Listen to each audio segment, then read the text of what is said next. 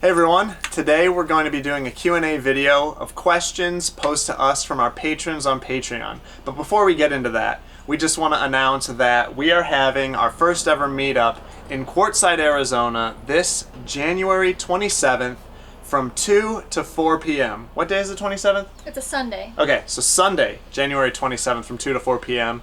We're not sure exactly where it's going to be at because we're not in Quartzsite right now. Yeah. We're pretty sure we're going to hold it at our campsite, but until we get to Quartzsite, we don't know exactly where we'll be. So if you're not already following us on Facebook, Twitter, or Instagram, go ahead and do that so that you know exactly where the meetup will be, and we would love to see you there. So we'll be announcing that location just a few days before the meetup because obviously we're not going to be there until a few days before the meetup.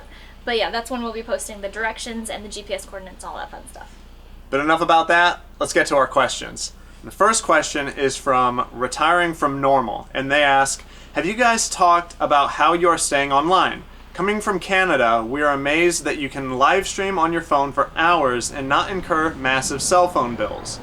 So the way we stay connected and online while traveling all over the place is that we use our cell phones. And first off, we have an unlimited plan through Verizon, which gives us truly unlimited, at least in our experience, data on our cell phones, which means we can live stream from our phones, we can surf the internet, we can stream video as much as we want and not get throttled. But that comes with a caveat. We only have 15 gigabytes of hotspot data. So we have two cell phones, mine and Jenny's, and then we have a third Verizon hotspot, dedicated hotspot, and each of those devices only have 15 gigabytes of hotspot data, which we use to connect our laptops to the internet. So we only have 15 gigabytes of hotspot data until it gets deprioritized down to 3G speeds. But which is still useful. Yeah. 3G is still usable for us. So if we're camping out in the middle of nowhere, and by middle of nowhere, I mean I look for things that are in the middle of nowhere that still have signal, typically. Yeah. And we'll be camping out there, and when we do get deprioritized, which happens every month, we still have 3G typically, and all we have to do is we just have to make sure that we start uploading our videos a day earlier. Yeah, so it's going to take all day. So we're not dead in the water if we run out of data, but it can be painfully slow. But yeah, as far as live streams go, we can live stream all we want because our cell phones themselves have unlimited data. They then also asked, also an odd one, what do you guys do with your pet droppings when you haven't made it into town to dispose of them? We are worried about the smell. Well, so as many of you know, we have 2 cats, 2 rabbits, and a dog.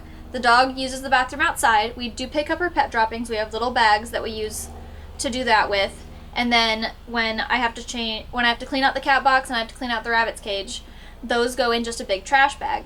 It does smell.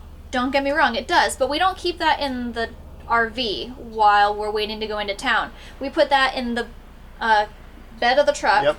And yes, it does incur some smell, but typically we go into town once or twice a week. Sometimes 3 times a week, so it never really collects the smell. We don't have a stockpile. We don't have a stockpile, yeah. So there's that. Like I said, there is a smell to it, but it's not bad. And it's in the bed of the truck, so we don't care. It's not like we have to live with it. Yeah. So. The next question comes from JCJ, who asks, do you guys have any plans or are thinking of traveling outside of the USA? We actually don't have any. She's squirming too much? She's squirming too much. You get to have her. Yeah. We don't have any plans to travel outside of the United States of America right now. We would like to someday. I think that is like a very far off goal for us to eventually go overseas and explore different countries. That I think would be a ton of fun. Yeah. Not anytime soon though, and we actually don't even think we're going to be getting up into Canada for a few years. But short answer, yes we do, but not soon. Yeah. If and whenever we do make it overseas though, where do you want to see most? Scotland? Scotland? I've heard it's beautiful there. Yeah. New Zealand. New Zealand? New Zealand and Australia. I changed my answer. Yeah, I was gonna pick Australia too. Let's do it. Is she squirming for you too? Oh yeah. That's okay. Who's next? All right. Next we have Joshua B. He asks, who are some full-time RVers that you follow online? I'm sure you follow Gone with the Winds. You've referenced about them sailing in a previous video. Yes, we do follow Gone with the Winds. I think they are our favorite channel. Yeah. And I think it's mostly because they're visiting places that we can't. Yeah, they're currently sailing, and they're like smack dab in the middle of the Pacific Ocean, in Tahiti right now. So yeah, that's why we find them very interesting, because this baby behind us doesn't float. So not only that, but I'm afraid of big water that has fish in it, so it's never gonna happen. Yeah, so we just find it incredibly interesting, and we just like them too. They're good people. Yeah. Now we also follow Let's Shop More Journey. We're pretty behind on everybody else. Yeah. But we follow Let's Shop More Journey. We follow KYD sometimes. Driving and Vibin'. I'm Not Last in My RVing. That's about it. That's about all we watch right now. Yeah. Well, as far as the channels that we do watch, we watch a lot of just like random stuff. Yeah. We're kind of all over the place. A little education, a little animation, a little story stuff, and then like just random humor here and there with the channels that we watch a lot. So as far as YouTube goes, we're all over the place. Yeah, we really are. But those are the RVing channels that we watch. Our next question is from Alan H. He says, we're trying to figure out the residency domicile thing before we retire in 6 years. Since you likely stay in a state more than 30 consecutive days, have you had any issues with questions about your residency from law enforcement? An example is California requires transfer of driver's license and car registration after 30 days stay in California. That is a good question. I haven't looked into the specifics of the laws there, or really in any state, and we do typically stay in a state more than 30 days, but I don't see a law enforcement person asking you how long you've been in the state, or really caring all that much how long you've been in the state. And even if they do, all we would say to a law enforcement person is that we're just traveling through the state for a slightly extended period of time, and then we're leaving the state. So there's no reason for us to ever transfer anything like that. I really, even if a state has those laws, like Jenny said, there's no way that any sort of law enforcement is ever going to hassle you for it. Yeah. We've never had that issue. It's not something we ever have worried about or still don't worry about. But as far as our residency goes, and some suggestions on states of residency, Jenny actually recently made a video talking about that, as well as how we receive mail on the road and mail forwarders. So you can check that out for a little more information. Our state of residency is Indiana, and our address is my parents' address. They were nice enough to say that we could use their address as our permanent residence. So as far as the government knows, we live in Fort Wayne, Indiana permanently. Yeah. And we've never received any issue with that. Yeah, we have received one issue on the road, and that's just that David got a summons for jury duty recently.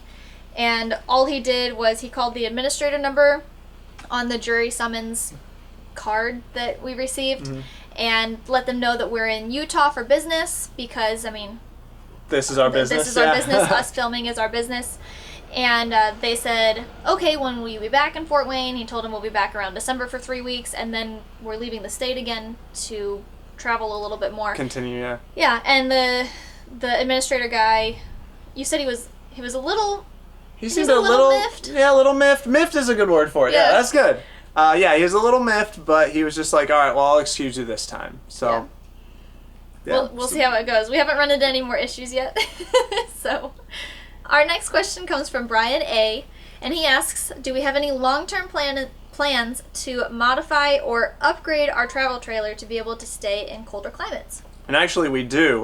We plan on doing that here very soon. We're going to be buying some tank heaters so that we can keep our holding tanks from freezing, and we're also going to be buying a battery blanket to keep our lithium batteries above freezing, because lithium batteries, you're not supposed to charge them below freezing temperatures. And we were also looking into getting a skirt for the trailer, but I did not know they were as expensive as they are. So it's looking like we're not going to be getting a skirt, just because we can't spend $800, $900 on that right now. But tank heaters for sure, and a battery blanket for sure. And I think that's just about all we need. because we don't stay in RV parks, so we don't need like heat tape or anything for our hoses or a heated hose. But if we did stay in RV parks pretty often, we would most likely get a heated hose. Yeah. Our next question comes from Jeb B, and he asks, you guys have gone to a number of remote sites. Jenny has done some great site reviews. Do you feel safe when you are in the boonies alone? Now, the simple answer is yes. We definitely feel safe when we're out in the boonies alone. The reason being is because There's no one out there. There's no one out there. Crime follows people. Yeah. And not a lot of people are out in the middle of nowhere. So you're much more likely to have someone burglarize or rob you in a city or in a town. You're not so likely to encounter that out in the middle of the desert or in the middle of the woods. And the people that are out there in the middle of the woods, they're out there to enjoy it with you. So they're not likely going to bother you. The only times we've heard of people having issues with people stealing like their lawn chairs or something, Generators from their RV, bicycles Sorry. have all been in RV parks. Yeah. We haven't heard of anybody getting those things stolen out in the middle of the desert. So Plus we have a secret weapon. Oh yes, we have a big scary Rottweiler. Oh yeah. The scariest. Well, that's what they think at least. Where's that Rottweiler? Come here, Sweet Pea. Come here. Up here. Come on. Sweetie girl. Come on. Hey. It's just like, nope. Sweetie girl, come here. Come on. Nope. Me. Come on. There we go. There she is. There we go. There's a big scary Rottweiler. Oh, Kitty wants it. Oh, you want your doggy? She's eating her. She's eating the cat. Yeah, right. These two are best friends. Oh my gosh. What are you doing? Yeah. Is that your kitten? Your kitten? That's awesome. All right, get out of here. Go on. Jeb also asks, how much advanced travel planning do you do before you head out? Do you know where you're going, or does it just happen? If you do planning, do you have a location or site targeted before you head out? I like how he says, do you know where you're going, or does it just happen? Yeah, we just pick a direction and we just go. No, we do, I don't know, we typically have like a yearly plan where we kind of know what our plan is from like the beginning of the year to the end of the year. But we don't really have specific locations picked out, and I don't plan more than 2 weeks out. I do like to plan like, we're going to be in New Mexico the beginning of February or something like that, but I don't pick a site until... Your turn. Until we're getting ready to go. Oh my gosh. And that's because we do that because we've had our plans ruined too much by weather or closures or, just random things. Fires, yeah, absolutely. So we don't plan too much out. We really only know where we're going next, and that's about it. And then the areas that we do plan on going to, we do have sites, like very specific sites. We usually have GPS coordinates of sites that we are absolutely going to check out. And we usually try to have at least 2, because many times we have gotten to the site and we either can't fit in it, or it's not as level as we had hoped it would be, or it's muddy. Yeah, or someone's in it. Yeah. So yeah, we always try to have at least 2 sites, very specific sites picked out. And at least kind of know of a possibility of more sites, especially if it's a busy area. Yeah. So we always have a place that we know we're going that day, at least. And Jeb has one more question. He asks, what is David's training? He seems to operate like an engineer. Very astute, Jeb, because that's what I did before we hit the road. I was a mechanical engineer, so well done. Next question is asked by Joseph H. He asks, where do you get ideas for future travel plans? Do you think you can keep this lifestyle for a long time? I noticed some other YouTubers are looking for permanent locations. So we get ideas for travel plans basically because we think to ourselves, where do we want to go next? What do we want to see next? And that's really the only questions we ask. We say where we are now, what is within a 5 to 6 hour drive of where we currently are. In the direction we want to head. Exactly, that is key. And what's cool to see out there. And then we just kind of start looking online and searching around for what is interesting to see in that area. Of course, we've always got we want to check out this national park or that, state park or something. And we just kind of make our way towards those and see them when we get there. Yeah. So that's about it when it comes to having a direction picked out. Yeah. Yeah, it's not much to it, I guess. Yeah. And then he asked, do you think you can keep this lifestyle for a long time? We are going to continue doing this for as long as possible and as long as we want to. We're pretty sure that we can keep this lifestyle going indefinitely. So we're having fun now. So we're not going to be stopping anytime soon, and we're going to continue doing it for as long as we're having fun. Yeah, we have no reason to settle down right now. Who knows if in 5 or 10 years we change our mind? Yep.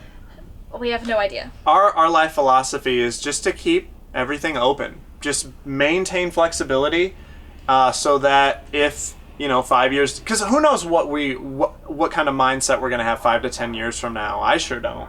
So we just live our lives with a very open mindset, and we try to maintain flexibility so that if we want to drastically change lifestyles, much like we did changing from the old way we used to live to living in a trailer, then we can. But right now we're having fun with it, and I don't see us stopping anytime soon. Nope.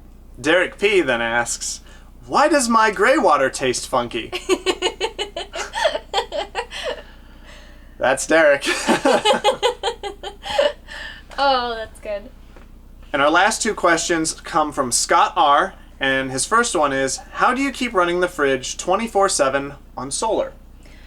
Well, to answer that question, first, we don't. We do not run our refrigerator 24/7 on solar.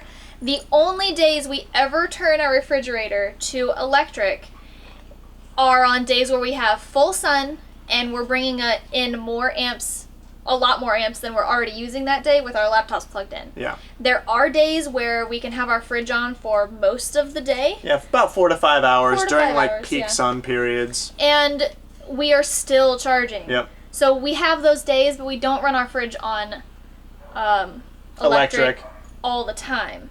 It's mostly run on propane, and propane's cheap enough and it lasts long enough that we're totally cool with it. So. Yeah, our fridge pulls roughly 25 to 30 amps from a 12-volt source. So that would be 2 to 3 amps from a 120-volt source. But it pulls about 30 amps from our batteries. But it does, so 30 amps, 25 to 30 amps from our batteries is a lot. But, fridges do cycle on and off, so it's not constant. So with that, on a full sun day, during peak sun hours, even with our refrigerator on electric, we do charge a little bit. Mm-hmm. But like Jenny said, we absolutely do switch it to propane at night and on cloudy days. Yep. Which is most of the time. Which is most of the time, yeah. And then Scott asks, how depleted are your batteries at night? So if he's asking how much do they deplete just from like parasitic drain, like with everything shut off, we do still lose about 1 amp of parasitic loss. So overnight that would be, we would only lose about 10 amp hours. So not very much at all. Or if he's asking kind of like after a 24-hour cycle, how depleted are your batteries? Best case scenario, if it's a full sun day, then we actually charge even when we're using like all of our electrical appliances. Over a 24-hour period, we'll actually end up, positive on charge. However, if it's a really cloudy day, we can draw as much as 30% of our battery bank. So that would be 120 amp hours. 120 amp hours over a 24-hour cycle. Worst case scenario, we would actually be charging in full sun. Best case scenario, even using a ton of electricity. So hopefully that answers your question. Those were all the questions that we got from our patrons when we asked them. We do plan on doing another Patreon-only Q&A in a couple months. And until then, though, I do want to put another reminder out there that we're having our first ever meetup in Quartzsite, Arizona on Sunday, January 27th, 2018, in case you're watching this 2019. 2019, dang it, 2019, in case you're watching this in the future. Yeah, that's a good point. If someone's watching this like a year from now, they're going to be like, January 27th, 2019. 2019. From 2 to 4 p.m. And make sure you follow us on our social media platforms. We have Facebook, Twitter, and Instagram for you to follow us on. We'll be announcing the specific location there. I think we might even make a short video letting you know. Probably not. We probably depends. won't have time. So yeah, definitely follow us on Facebook, Twitter, Instagram for the update. We'll give exact GPS locations of where it's gonna be. We would love to meet you, and then you'll be able to meet Alice, Sweetie, Butters, who's inside, as well as the rabbits. You can see the whole crew. Yeah, we'd really love to see you guys there. But until then, we're gonna get going. Wait. What? Also, I plan on making some goodies. So. Oh, that's true. James will be making some goodies. Yeah. So until then, we'll see you guys later. Bye. Bye.